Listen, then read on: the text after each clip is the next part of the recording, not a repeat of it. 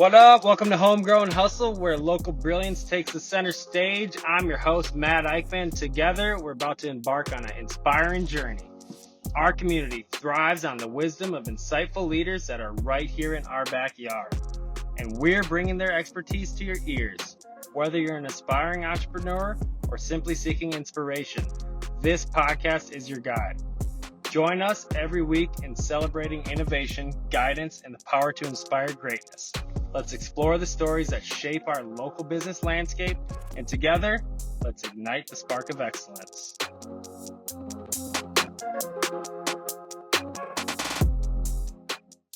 What's up, hustlers? I'm here with Kathi Schaff. She's a senior account executive over at the Minnesota Chamber of Commerce. I'm super excited to have you here. Thank you so much. So the Minnesota Chamber provides an abundant amount of resources to Minnesota businesses. They're really our voice at the Capitol. I'm excited to have you on here to talk a little bit about the resources you provide to small business owners. I guarantee you we're going to have some takeaways, so pay attention. And Kathi, do you want to go ahead and introduce yourself? Tell us a little bit about how long you've been over at the Minnesota Chamber, and we'll get it going. Sure. Thanks, Matt, for the opportunity. So I've been at the Minnesota Chamber a little over 18 years, in chamber work for about 27. And prior to that, worked for Owens Corning Fiberglass. So I've worked in the private sector in all aspects of that very large corporation. So at the Minnesota Chamber, I, for 15 years, ran our statewide economic development program, Grow Minnesota. And now I am on the membership side and really loving the opportunities I have to visit with Minnesota businesses and learn more about what they do and how we can help them continue to grow in the state. So the Minnesota Chamber, contrary to my original belief, is not direct affiliation with any of the local chambers, although they do similar things for businesses, right? Could you talk a little bit about the team that you have over there and some of the areas of business that you all work in and how you impact the local businesses? Sure. And the local chamber, state chamber, the distinction is a good one to recognize. So local chambers really work at the city level, some of them at the county level, and they're really working to create directly better communities for business. Minnesota Chamber works primarily on the state level, and everything that happens at the Capitol impacts Minnesota businesses. And so local chambers will look to us to be doing that work on their behalf. They don't have the capacity to do that. So a lot of different programs and services based on the capacity that we have. So Minnesota Chamber works for Minnesota businesses all over the state in a lot of different ways. At the Minnesota Chamber, we have kind of 4 pillars.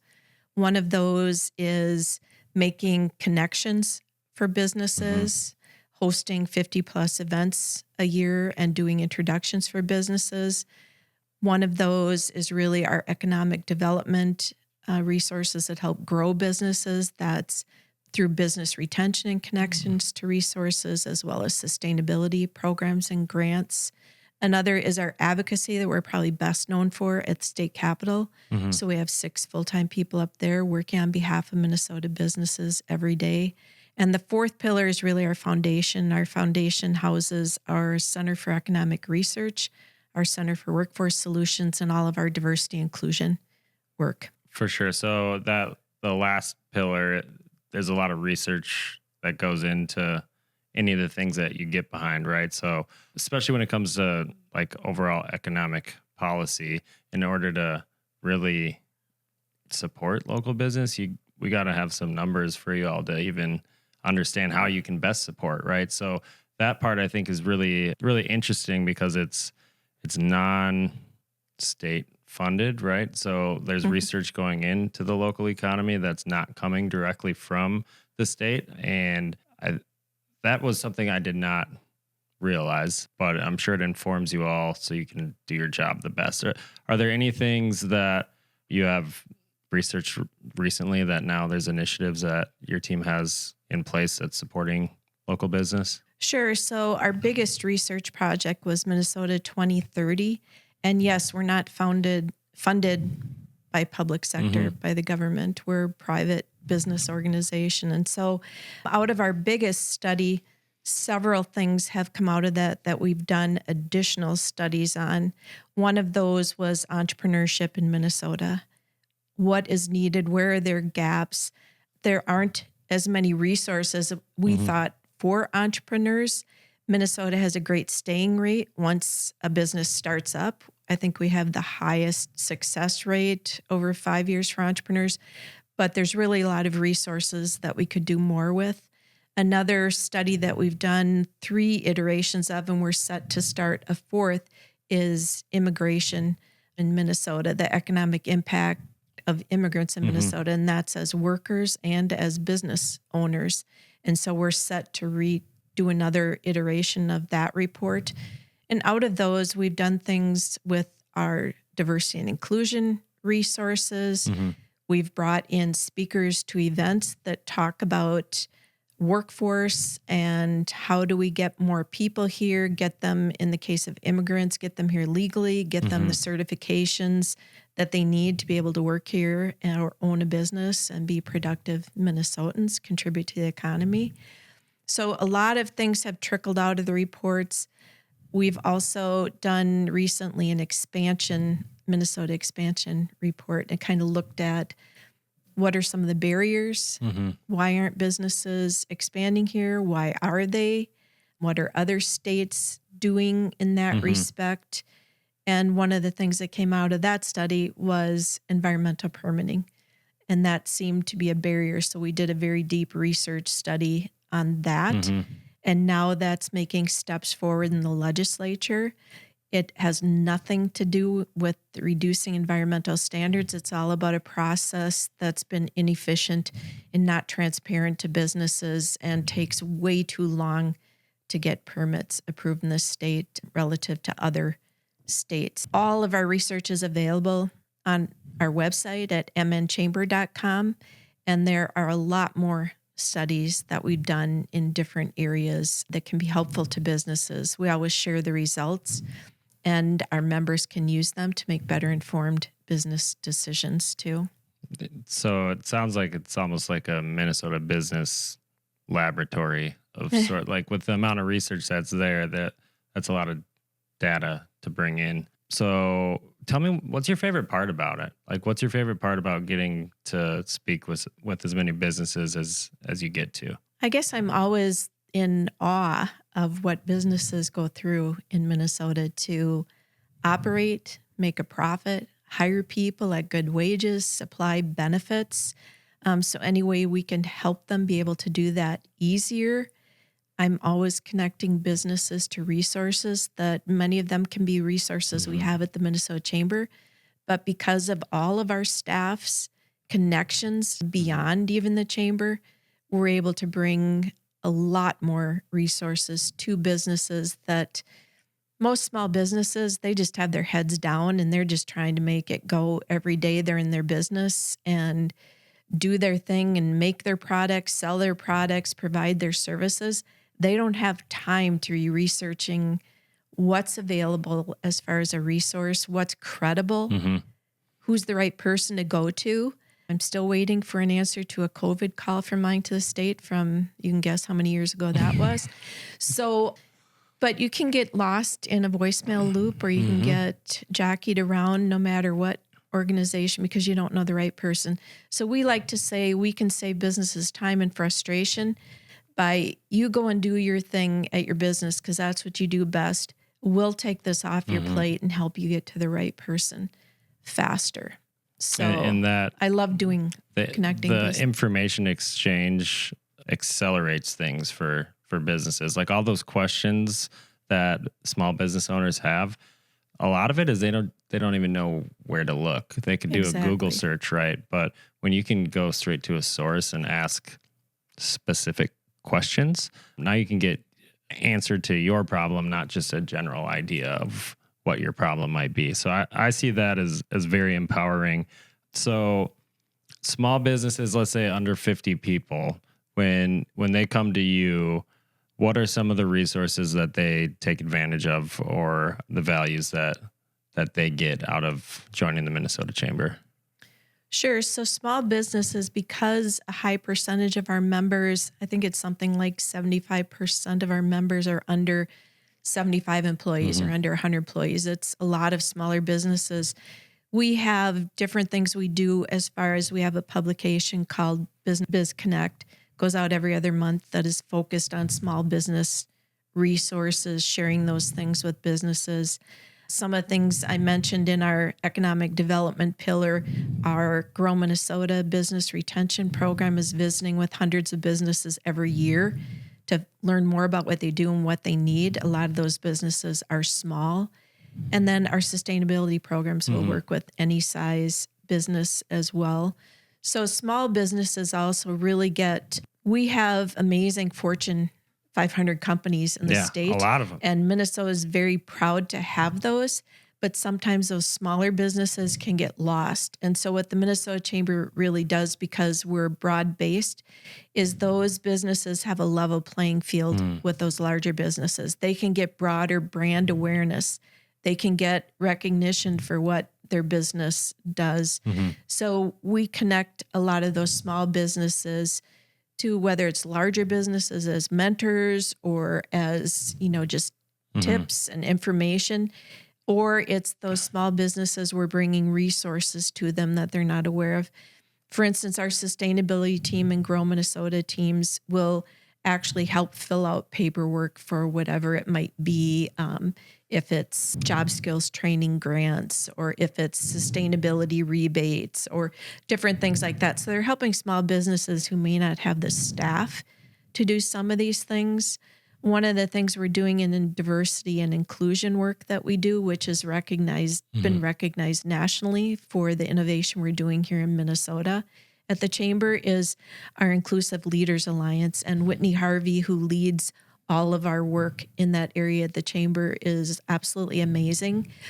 And that program is really to help businesses that want a more welcoming workplace, no matter their size, that are never going to have a full-time staff to help with that area. So what we do is help them with training and resources, tangible resources that they can really use at their businesses.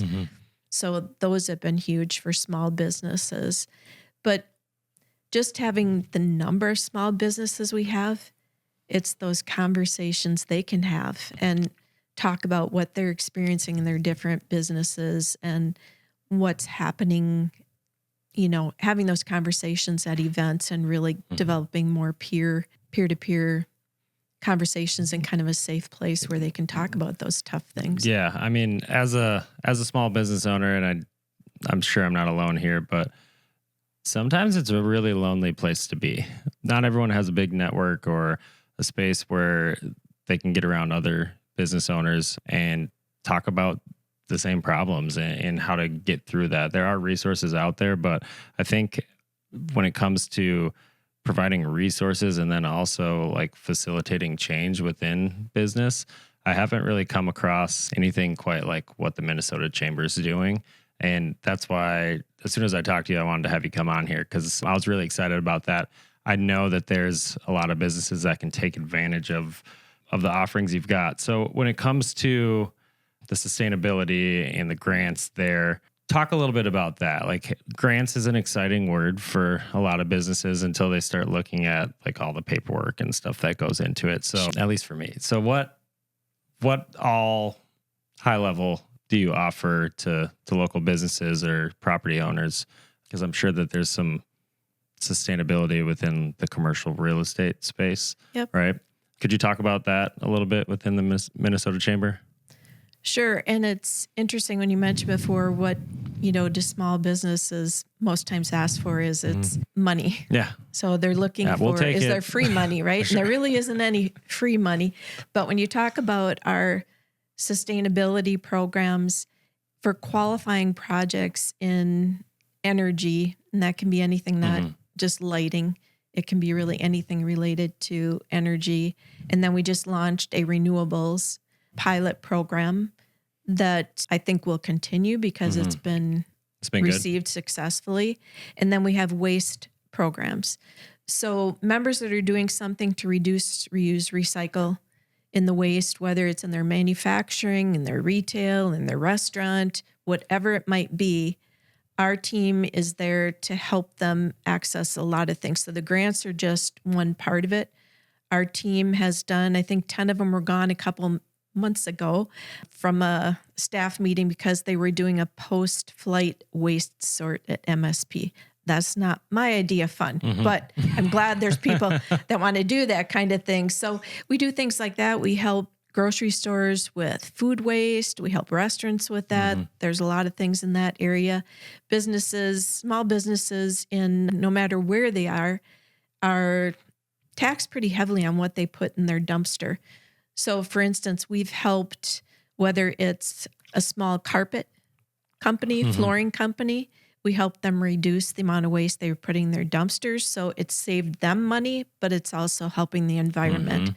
So there's a lot we're doing with small businesses in that area.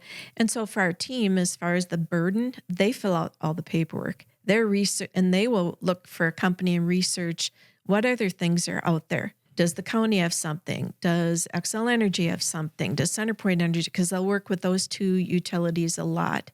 And so they're looking for what else is out there that can help the business that they're going in to really look at what other things are available. And our sustainability team would say, no matter what you've done, you can always do more. And so they're always looking at that. But as far as the small businesses and the grants, are waste grants for qualifying projects, and they have to be things that haven't already been completed. It's up to $5,000. And for our energy, it's up to $7,000. And the energy ones can be tapped into multiple years if there's new project. And the renewable one, I'm not sure exactly how that's going to continue, what the format is. They did a pilot program just to see how did this take off. None of our grants are huge. They aren't things that are going to pay for an entire project, but they're grants that can help someone maybe get over a gap, or, say we were looking at this, we just need this much more to do it, and maybe it's our grant that can help them. It's an easier decision when there's a little bit to grease the wheels there. Yeah, so they'll come out and do all of that. They'll work with the business. They get on the roof and look at the HVAC. They get on, wherever. And the one thing I'll mention too, with when they work with contractors, if contractors are members of ours, they will refer businesses to preferred contractors who are members of the Minnesota Chamber. So it's an added benefit. For mechanical, electrical, those kind of contractors, it's an added benefit for them to be able to be one of the preferred contractors. And our sustainability teams, they also visit hundreds, probably more than 1,000 companies a year. So there's a lot of opportunities there. They're visiting, looking for ways to be more sustainable, right? And save money typically, right? Because energy or excessive waste, whatever it might be, it's really just you're spending for additional negative impacts on the environment. So reversing that and getting people to think the other way, although it's maybe not the easiest thing to do to get people start moving in that sustainable direction, long term, it makes a lot of sense. So the sustainability, you said that came from some research in the Minnesota 2030, was that from that research? Our sustainability programs, I think waste-wise, has been around, close to 30 years. Oh, goodness. And Energy Smart has been, I don't know how long Energy Smart, less than 30, but still many years both those programs have been around. And they all operate under the Minnesota Chamber's Sustainability Foundation. So they've been very successful in the work they do. But like I said, they work a lot with Xcel, CenterPoint with utilities. They do a lot with the different counties in the metro. For our members, they go all over the state and will help. So yeah, small businesses can be operating and paying a bill. They don't even know that they might be losing energy out of their business. Where could I, but they don't have time to be researching all these things and what's out there. So we can be that one stop for a business to come to and be connected to a multitude of resources that can help them control costs, while on the bigger end, we're working at the Capitol to control costs, to keep regulations in check, to help businesses with their workforce, to help with getting more funding for childcare and have more childcare opportunities and more affordable childcare, which is a big issue for businesses that are trying to recruit and retain workers. Same with housing, same with getting broadband for all. So there's a lot of things that we're working on all the time that can help businesses, and Workforce will help businesses try and find the workers they need and the skills they need. And I know our leadership meets with centers of education, whether it's University of Minnesota or technical colleges or MINSCU. They're always working to work with those leaders to, as far as our research is showing, here's the kind of workers we need, here's the skills, here's where the growth is going to be. These types of things is really having those conversations to talk about essentially what product are our education institutions putting out, because here's what businesses need. So we work together and collaborate with all types of organizations in the state, because bottom line is getting those solutions for businesses and helping them grow here. Well, and if the businesses aren't transacting and those aren't successful, the economy doesn't really exist without all that, right? So all of us really need that, even if you're not a small business owner or a big business owner. If you live in a community and business is going on around you, it impacts you. And until you really kind of dive into it, you don't even think about some of those things. Right. I know, like, as a business owner, sometimes you don't even really know the things to think about. Like, until you're introduced to a new idea, you don't even know that it's out there, because you're just so in the weeds, or you're just head down working on what's in front of you, trying to make sure you can make payroll or whatever it might be. And there's these things that, because you're unaware, you just kind of go without, and that's a bummer. So what's the top 3 things, any business, small, large, anything in between, what are the top 3 things that they could take from a Minnesota Chamber membership? Definitely the connections. We have thousands of business connections in our network statewide. Those close to 7,000 businesses equate to a network statewide of 500,000 business people. Wow. So it's really having a lot of opportunities to have those conversations, learn from each other, reach out to other businesses statewide, types of things.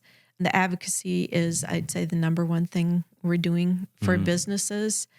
If they're coming in their door every morning and saying, oh, geez, my cost is going up, gas prices are going up, transportation is costing more to have wages and benefits and all those things. And if they're just kind of putting up with it and not knowing what they can do, they can join us and support the work we're doing, because that's what we're doing for them, is working at the Capitol. Their voice can be included. I know every once in a while I'll get a business say, why aren't you working on this? We work with our members, and our members pay for what the Minnesota Chamber does. And we listen to them, but we do listen to non-members, because we want to be sure we're on track with the policies we're doing on behalf of all Minnesota businesses. So I think the advocacy do is number one, because there is no small business that, when I was at our networking group this morning, Absolute Connections, and I asked who has full-time people up at the Capitol working every day for your concerns. None of them. That's what we do. No small business does. And we take that work very seriously with the 6 people we have up there. So that's a huge benefit. And for a small business, they don't have to show up every week for a meeting. Yeah. For that, we're just doing it. Can they give us their input? Absolutely. And we listen to it. So that's a huge one. And then, as I mentioned, the connections are huge. The other thing is the resources that really no other single organization in the state has the level of resources we have that are applicable to all businesses in Minnesota. So those resources and services. And when someone's a member of ours, our staff are their staff. Our 6 policy will meet. Nice. Those people will meet one-on-one and super responsive to any Minnesota businesses, and especially our members who need something or want to talk about a particular specific issue their business has. So the advocacy, the connections, and those resources that we have. Let's talk about advocacy. So that's a big word, maybe not letter wise, but it means a lot of things to a lot of people. So advocacy, when it comes to the Minnesota Chamber, what does that word mean from the Minnesota Chamber's voice? And probably a couple different things. So we are advocating for businesses, Minnesota businesses.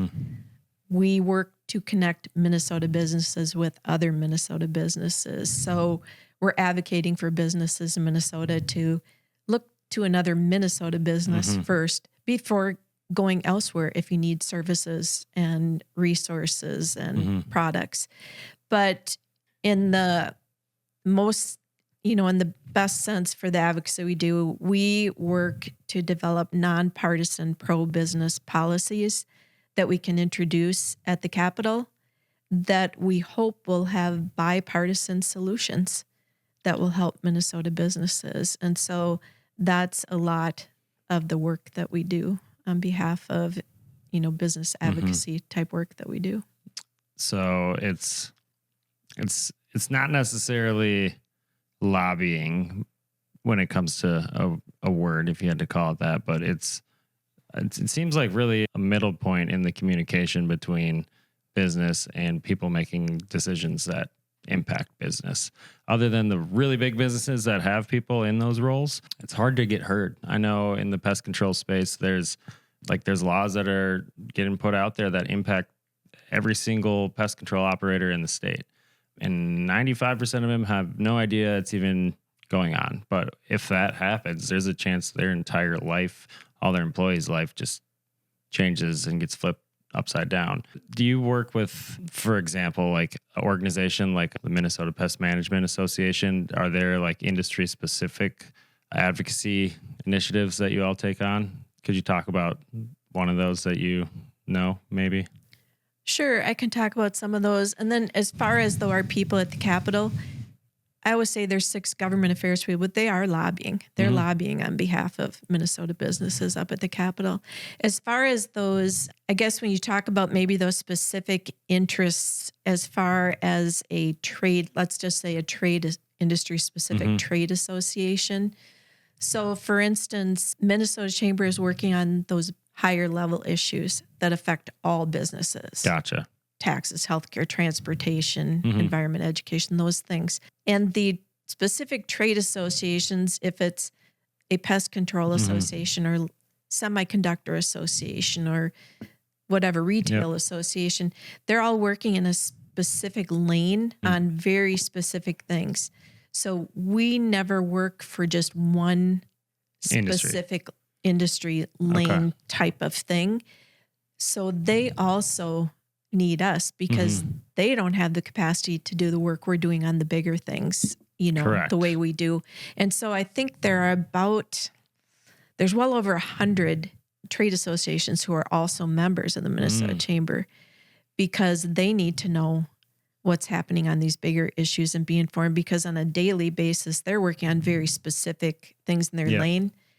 And there's other problems but the other things are affecting their businesses. So, for instance, you think of I'll just use semiconductor business, and they're getting major incentives in the hundreds of millions, and that's fantastic.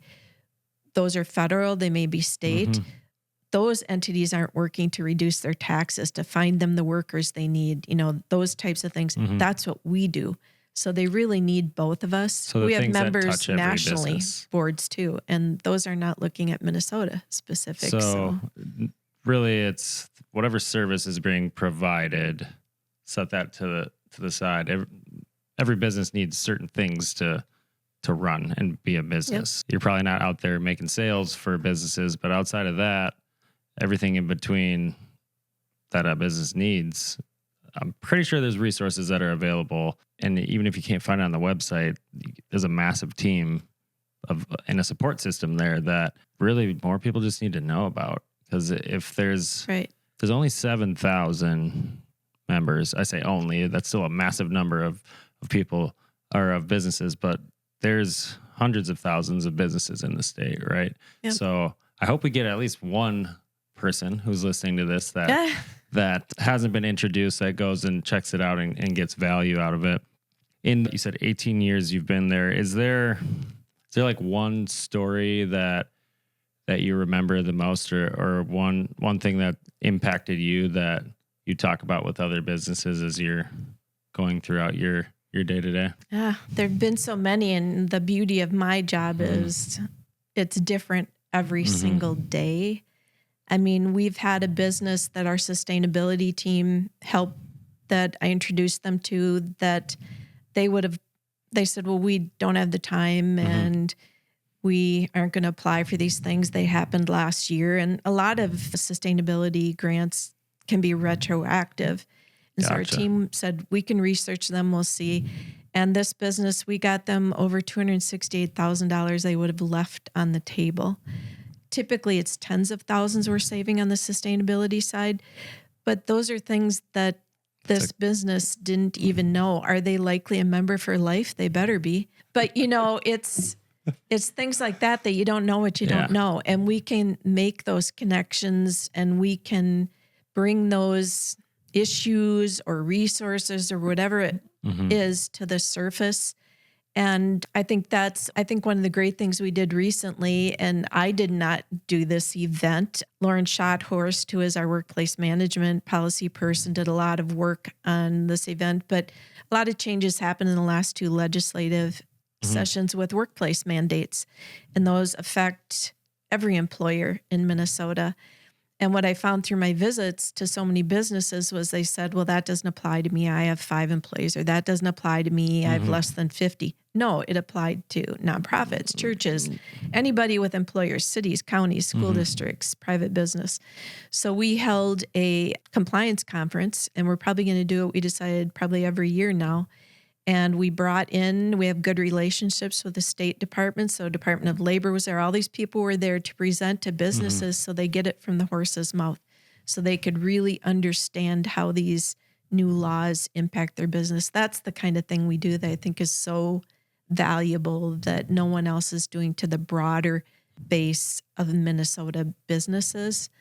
But yeah, for me, it's just the visits. I mean, I have been at some cool businesses where my kids go, Mom, you should write a book. And I said, well, some of them I can't talk about, but yeah, I've had the luxury to being behind the scenes and seeing businesses that I think most Minnesotans don't even know are in the state. And one of the things we do is we hold behind the business events, which really get into some businesses that you would never get into on your own. And we have 2 premier leadership programs that really get immersed in, they go up in mining and timber, they go down to Hormel and Mayo and Christensen Farms, and they get immersed in the regional economies, getting behind the scenes at businesses they never would have seen, and learning more about how all of those fit together to make a great Minnesota. Could you talk a little bit more about the leadership? You said premier leadership?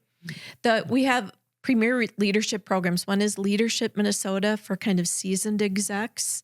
And then there's Leaders Lab for up and coming stars at businesses. And what our leadership program, different than others that maybe a city might do or a local chamber might do on their city level, they might do this. What we're doing is getting Minnesota business leaders more educated on the regional economies. So we take cohorts of 40 for each program. They go out and, for instance, do, like I said, 2 days and overnight in timber and mining, 2 days down in Southeast. And they're really learning about, and then they have a session where they learn about how does government affect all these different regional economies, and how can we be successful? How is Minnesota successful when all of these are doing a good job in the different regions of the state? We have the beauty of having a state that has diverse regional economies. In COVID, you saw states that didn't, and maybe we're really relying on tourism industry. Minnesota has all different kinds of economies here, which is really beautiful for our state. And we want all of those to thrive. So that's how our leadership programs differ. They're getting behind the scenes. When we do our behind the business things, it's kind of a snippet, where the leadership ones are doing a lot of this, getting behind the scenes at a lot of these places. And we have alumni groups from that. We have alumni events from that. It's been going on for 20 some years now. And I went through it before I was at the Minnesota Chamber, and it's absolutely an amazing program where we'll have people, have friends move here and say, oh, you should go ask about the leadership program. So we'll get referrals from Colorado or from somewhere else. So it is a unique program. Our Minnesota chamber really is unique among state chambers in the country.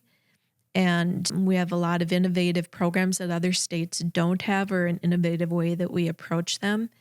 And we also we just received an award for being the #1 chamber for member retention. So our average tenure is over 30 years, and we have 95% retention. I think what I'm most proud about is we were #1 chamber in the country among state chambers in 2021, and that was our work during COVID. That had a lot to do with that. That's amazing. Yeah. So we're right up there with the best. You probably can't win 2 years in a row. Otherwise, we'd probably be going on 4 or 5 years in a row at this point. Hey, we'd like to, but we'll milk that year for that was a sure. very, very challenging year. I mean, it was a challenging couple of years for a lot of people, a lot of businesses. Could you talk about like what went on during that period for you all? Because I'm sure there was a lot of maybe unforeseen conversations that you had to have. Yes, I think, we all came into work in March, and on that day we were all sent home. And from that day on, we were there for our members. So it was all hands on deck. I was taking calls and emails from businesses who didn't know what to do and trying to connect them to resources. So I think a lot of our team, it was 6 a.m. till midnight that we were working to get those answers. Another member of our team and I maintained on our website all the county grants and any funding that was available, and we updated that every single day. We were holding webinars. I think the first webinar, I always use this bad example, but our first webinar, I think I always say, yeah, Beyonce, you didn't break the internet first. But our first webinar had hundreds of businesses on it because no one knew. Initially you're thinking this is a couple weeks, this isn't going to go on long. And then since we also serve the role of being the largest manufacturing trade association in the state that's designated by the National Association of Manufacturers. So obviously manufacturers who were continuing to operate throughout had a lot of different questions as well. So we were just fielding all types of questions, researching answers, getting back to the business.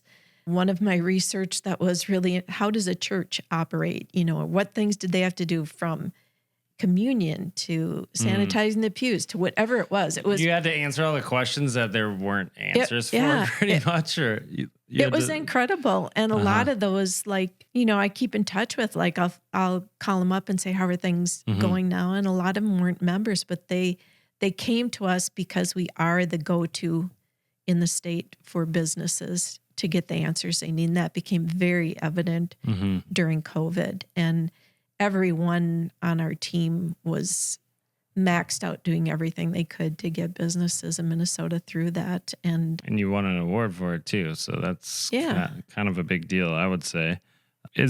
So you're going around, you're talking to people from all sizes of business, right? Are there any common threads or conversations that you have that seem to pop up, at least within the last year or so, for the businesses with the economy, how it is? Election kind of just went through, and now we're on to new president and all those changes.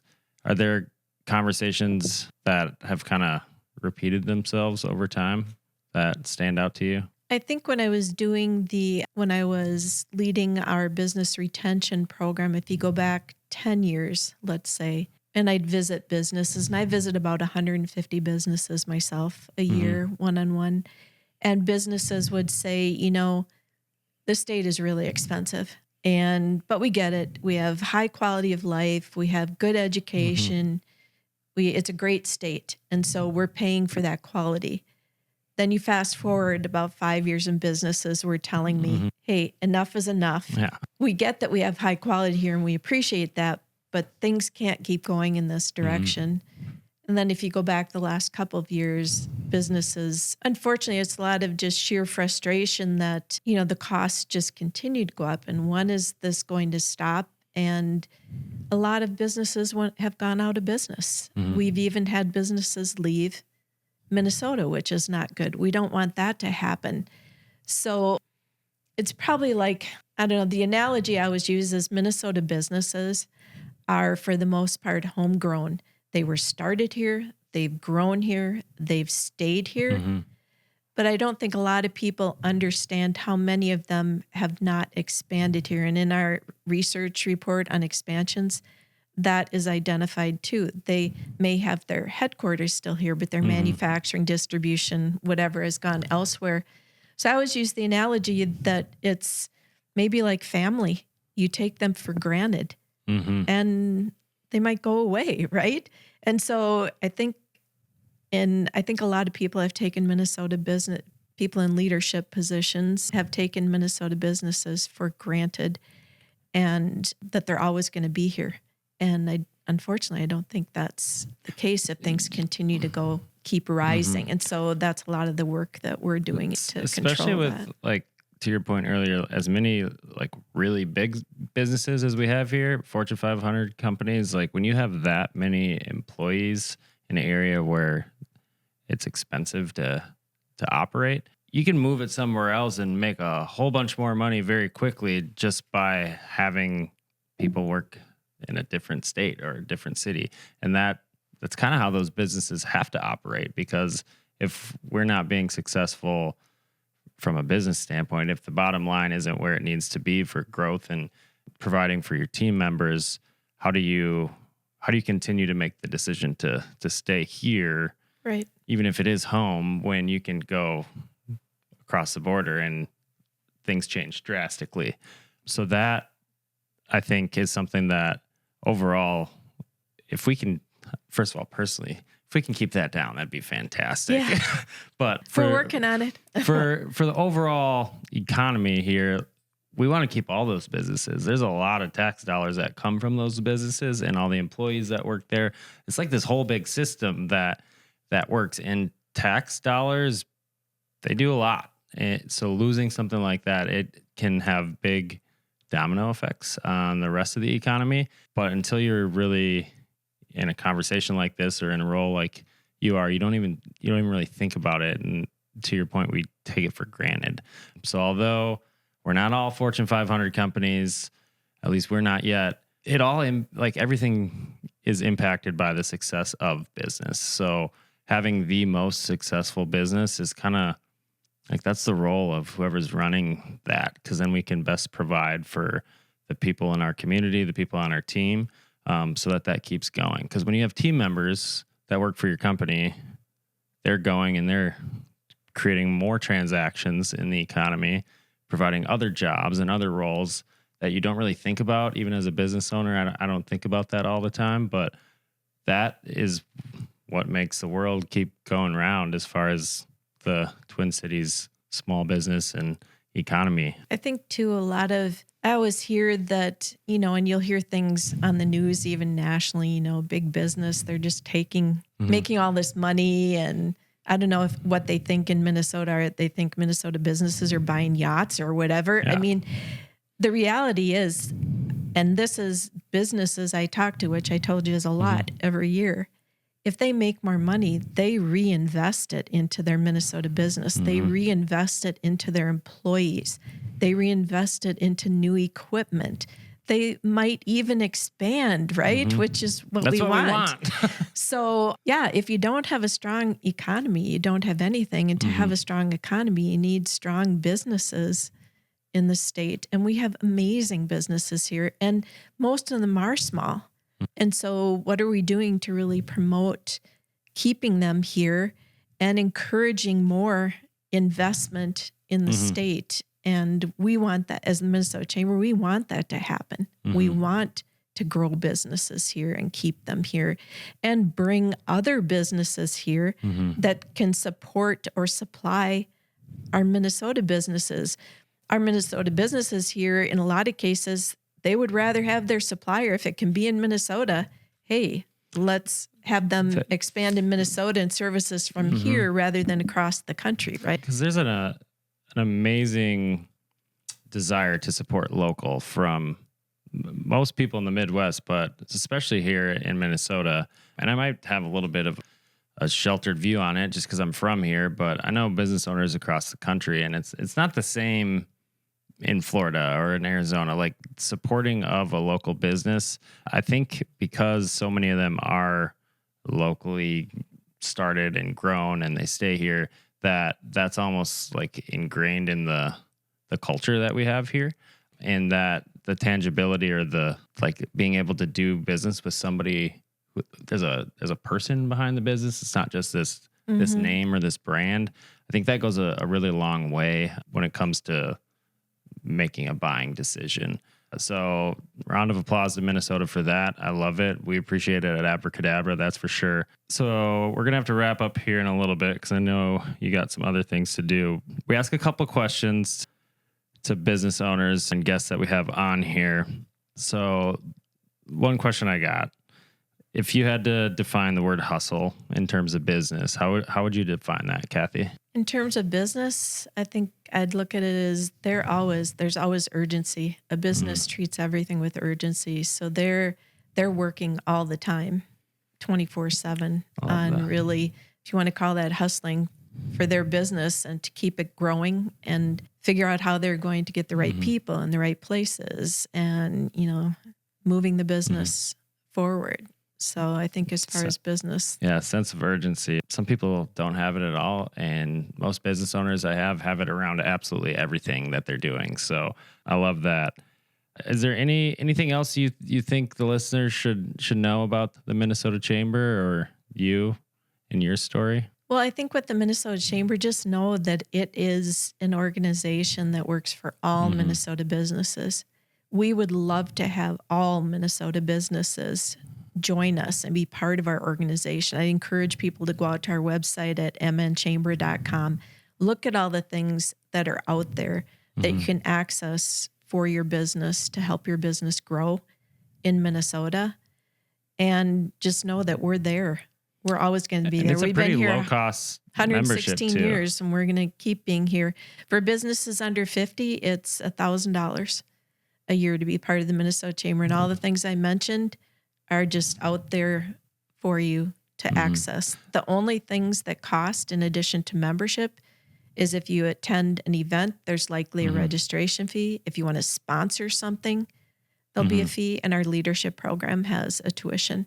Other than that, it's less than $100 a month, pretty much budgeted out throughout the year. Yeah, what would that, less than a cup of coffee a day or whatever they use and things. But yeah, but no, it's a very cost effective, and the ROI we provide far exceeds that. And as I'm thinking about, like, even if you're not going to go to the events or use any of the resources, supporting an organization that is lobbying for us at the state level, I feel like everybody who's a business owner should be required to do that. Now, I'm not going to set that requirement, but like let's everybody help everybody. That's the way I think about it. I mean, $1,000 a year, pretty low barrier to entry there. I'm sure most businesses out there that are generating a profit can find some room in the budget for that. So I expect some people to reach out to Kathi after this. You get a staff of 50 for $1,000 a year, pretty cheap. That's a cheat code. It just accelerated the whole process there. Well, Kathi, thanks again for coming on here. Thanks for all you do over there. Make sure you tell our team from all the entrepreneurs and hustlers here in Minnesota, thank you. It means a lot to us, and we're looking forward to continuing to support you in the future. Go ahead, check her website out. Are you guys on social media at all? Are there any social media pages that you run as well? We have podcast every Monday on top business things that are happening. So there's a lot of opportunity on the social media networks. And endless resources. We could probably talk for 20 more episodes and not even get through all the resources. But I just want to say thanks again, Kathi. Appreciate you coming on the Homegrown Hustle. I hope you all got something great out of this. Go check out their website, mnchamber.com, and go ahead and hit the sign up. If you got questions, reach out. They got a team. All they do is provide support to local businesses. So thanks again for coming out. Really appreciate your time. Perfect. Thanks, Matt. Thanks again for joining us on Homegrown Hustle. Our local business community thrives because of the brilliant leaders right here in our backyard. And it's been an absolute privilege to provide them with a platform to share their invaluable expertise. Stay tuned for more insight, wisdom, and inspiration from our local business champions. Don't forget to subscribe, rate, and review us on your favorite podcast platform. Together, we'll continue to nurture and expand our homegrown success stories. Matt Eickman signing off until our next insightful episode.